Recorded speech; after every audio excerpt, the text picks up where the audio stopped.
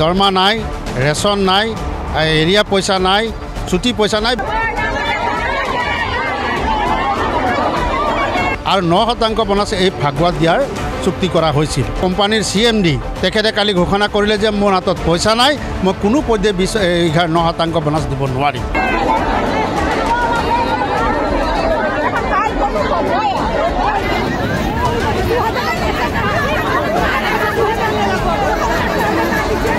যে অহাকালিলৈ যদি বোনাছ আজিৰ ভিতৰত বা কালিৰ ভিতৰত বোনাছ নাপাওঁ তেতিয়া আমি ফাগুৱা কেনেকুৱা কৰিম।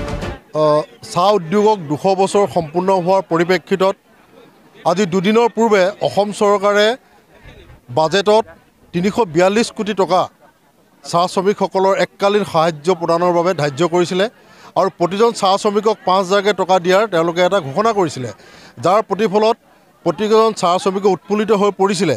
কিন্তু তাৰ বিপৰীতে আজি আমি আহি উপস্থিত হৈছোঁহি মৰিয়নি হুলুংগুৰি টি ষ্টেটত, হুলুংগুৰি চাহ বাগিচাত Andrew will and company limited Bharat চৰকাৰৰ অন্তৰ্গত অধীনস্থ এণ্ড্ৰু উইল এণ্ড কোম্পানী লিমিটেডৰ 10খন বাগিচা অসমত আছে আৰু আজি 10খন বাগিচাই কাম বন্ধ হৈ আছে। তাৰ মূল কাৰণটো হ'ল কি, তেওঁলোকে যি শ্ৰমিকক যি বোনাছৰ ঘোষণা কৰে তাৰ 9% তেওঁলোকে সেই ঘোষণা কৰা অনুসৰি ফাগুৱাৰ আগমুহূৰ্তত তেওঁলোকে দিম বুলি প্ৰতিশ্ৰুতি প্ৰদান কৰিছিলে।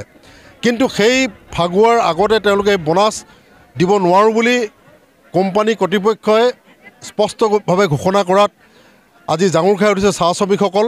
মই সতীৰ্থ কেমেৰাপাৰ্চনটো দেখিবলৈ জনাইছোঁ, ইয়াত চাহ শ্ৰমিক, মহিলা, পুৰুষ সকলো আহি ইয়াত উপস্থিত হৈছে। আৰু আমাৰ মাজত আছে অসম চাহ মজদুৰ সংঘৰ তিতাবৰ শাখাৰ সম্পাদক নগেন কুৰ্মী ডাঙৰীয়া আছে। আমি তেখেতৰ পৰা পোনে পোনে বক্তব্য জানিব বিচাৰিম। দাদা কওকচোন, যিহেতু দুদিনৰ আগত আপোনালোকে সকলোৱে আনন্দ উল্লাস কৰিলে, কিন্তু আজি সকলোৱে আকৌ প্ৰতিবাদ কৰিবলগীয়া হৈছে। হয়, নিশ্চয় এইটো দুখ লগা কথা। আমাৰ বৰ মৰ্মাহত হৈছোঁ, কাৰণ অহাকালিলৈ আমাৰ ফাগুৱা আছে। ফাগুৱাটো আমাৰ চাহ বাগিচাৰ মানুহৰ কাৰণে এক হৃদয় আনন্দিত উৎসৱ। কিন্তু আজি এই মুহূৰ্তত আমি এনেকুৱা এটা পৰিৱেশ সৃষ্টি কৰা বা সৃষ্টি হোৱাটো আমাৰ কাৰণে দুৰ্ভাগ্য। যিহেতু এইটো কোম্পানীত অসমত 10খন চাহ বাগিচা আছে, 10খন চাহ বাগিচাৰে একে অৱস্থা, দৰমহা নাই, ৰেচন নাই, এৰিয়া পইচা নাই, ছুটি পইচা নাই। বিভিন্ন দিশত আমাৰ শ্ৰমিকসকলে সহযোগ আগবঢ়াই আছে যে আজি দৰমহা পোৱা নাই যদিও কাম কৰি আছে আৰু ৰেচন পোৱা নাই যদিও কাম কৰি আছে। কিন্তু যিটো বোনাছ 2023-24 বছৰৰ যিটো বোনাছ আপোনাৰ দুৰ্গা পূজাৰ আগত আমাৰ চুক্তি হৈছিল, সেই চুক্তিমতে 20% বোনাছ দিম বুলি চুক্তি কৰিলে। তাৰে 11% বোনাছ পূজাত দিয়া হ'ল আৰু 9% বোনাছ এই ফাগুৱাত দিয়াৰ চুক্তি কৰা হৈছিল। আৰু এই চুক্তিটোৰ মতে আমাৰ ৰাইজে আনন্দত আছে, যিহেতু আজিকালিৰ ভিতৰত বোনাছ পাম। কিন্তু হঠাৎ আমাৰ যিজন এই কোম্পানীৰ CMD তেখেতে কালি ঘোষণা কৰিলে যে মোৰ হাতত পইচা নাই, মই কোনো পধ্যে 9% বোনাছ দিব নোৱাৰিম, কাৰণ মোৰ হাতত এক পইচাই নাই। মই 10খন বাগান বোনাছ দিবলৈ হ'লে মই ইমানখিনি যোগাৰ কৰিব পৰা মোৰ কোনো সামৰ্থ্য নাই। আৰু তাৰ কাৰণে ৰাইজৰ এটা হাহাকাৰ সৃষ্টি হৈছে। আৰু আগন্তুক 10 এপ্ৰিলৰ আগত এই যিখিনি আমাৰ প্ৰব্লেম আছে, যিখিনি দৰমহা, ৰেচন, খৰি যিখিনি আছে, সম্পূৰ্ণমতে আদায় কৰিম বুলি এইবাৰ অসম চৰকাৰৰ লগত টাইপ কৰিলে, এটা এগ্ৰিমেণ্ট কৰা হ'ল। কিন্তু এতিয়া ৰাইজৰ মনত দুখ হৈছে যে অহাকালিলৈ যদি বোনাছ আজিৰ ভিতৰত বা কালিৰ ভিতৰত বোনাছ নাপাওঁ তেতিয়া আমি ফাগুৱা কেনেকুৱা কৰিম। নিশ্চিতভাৱে চাওক, এই যিসকল চাহ শ্ৰমিক তেওঁলোকৰ যি মজুৰি, ন্যূনতম মজুৰি তেখেতসকলে পায় আৰু তাৰ মাজতে তেওঁলোকে জীৱন নিৰ্বাহ কৰে। আৰু আমি জানিব পৰা মতে শেহতীয়াকৈ 3টা পষেকীয়া তেওঁলোকৰ দৰমহা, 3টা পষেকীয়া দৰমহা তেওঁলোকক দিয়া হোৱা নাই, এৰিয়াৰ পইচা দিয়া হোৱা নাই, ৰেচনৰ পইচা দিয়া হোৱা নাই। এনেদৰে চলিছে এণ্ড্ৰু উইল কোম্পানী, এইটো যিটো কোম্পানী ভাৰত চৰকাৰৰ অধীনস্থ।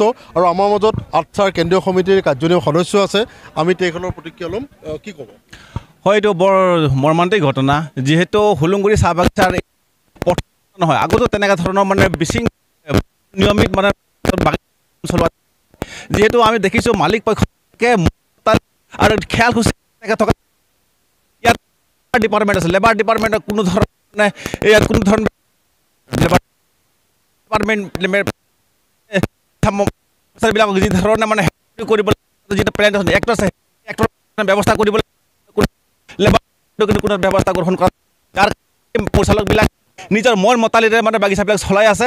আৰু এই হুলুংগুৰি চাহ বাগিচাৰ যি ৰাইজৰ পূজাৰ সময়ত যি চুক্তি হৈছিলে বোনাছৰ, সেই বোনাছৰ চুক্তি ইতিমধ্যে 11% দুৰ্গা পূজাত দিছে আৰু 9% ফাগুৱা দিয়াৰ কথা কৈছিলে কিন্তু তেখেতসকলে পইচা নাই বুলি পেলাই তেখেতসকলে মানে বনাছ নিদিওঁ বুলি কৈছে কিন্তু আমি জানো যে আমি দেখিছোঁ যে অসমত বিভিন্ন ধৰণৰ মানে মানুহ আহিছে যিবিলাক পুঁজিপতি মানুহবিলাক বাগিচা কিনি আছে আমি কিনি থকা বাগিচা বহুত মানুহ আমি দেখিছোঁ যে বাগিচাবিলাক কিনি আছে তেখেতে প্ৰফিট হৈছে আৰু তেখেতসকলে মানে এটা অজুহাত দেখুৱাই আছে যে বাগিচা লছ হৈছে বুলি পেলাই কোনো কাৰণত আমি লছ হৈছে বুলি আমি গম নাপাওঁ যেতিয়া মন্ত্ৰী MLA বিলাকে বহুত বাগিচা কিনিছে আমি গম পাই আছোঁ কিন্তু এই মালিক পক্ষবিলাকে মানে শ্ৰমিকক মানে ঠগ প্ৰবঞ্চনা কৰিবৰ কাৰণে তেখেতে অজুহাত দেখুৱাইছে যে পইচা নাই বুলি পেলাই গতিকে আমি কোনো কাৰণতে নামানো গোটেই হোলোংগুৰি চাহ বাগিচাত যি মানে চুক্তি হৈছিলে 9% বানাছ তেখেতে পূজাৰ আগত কিন্তু দিবৰ কাৰণে আমি দাবী জনাইছোঁ নহ'লে কিন্তু বৃহৎ আন্দোলন কাৰ্যসূচী কৰিবৰ কাৰণে বাধ্য হ'ম হয় নিশ্চিতভাৱে আজি দুদিনৰ পূৰ্বে অসম চৰকাৰে তেওঁলোকক প্ৰতিজন চাহ শ্ৰমিকক 5,000 টকা দিয়াৰ তেওঁলোকে ঘোষণা কৰিছে কিন্তু তাৰ বিপৰীতে কেন্দ্ৰীয় চৰকাৰৰ অধীনস্থ হোলোংগুৰি চাহ বাগিচাৰ লগতে